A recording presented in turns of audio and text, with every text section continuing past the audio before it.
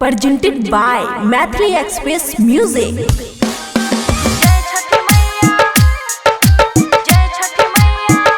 खुशी recording studio बलुआहा।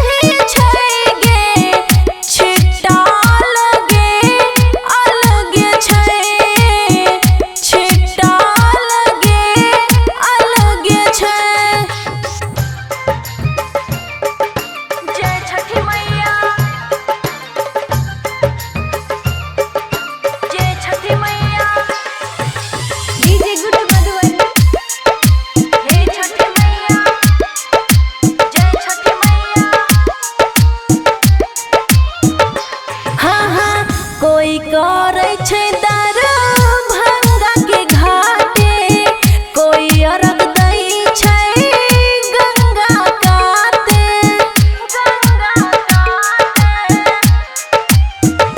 हाँ हाँ कोई करे छे सहरसा घाटे, कोई अरग दई छे खगड़िया काते। पियारी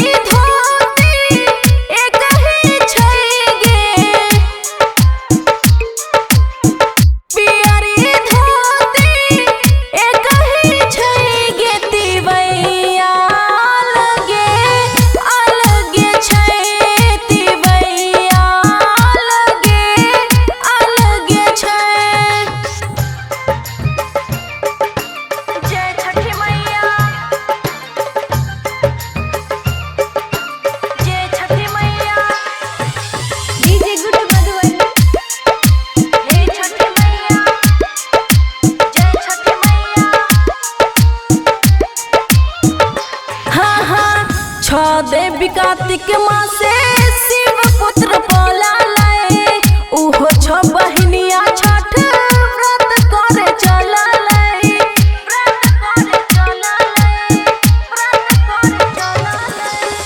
छ देवी कार्तिक माँ से शिव पुत्र बोला लाए, उहो छ बहिनिया छठ व्रत करे चला लाए। कथा कहानी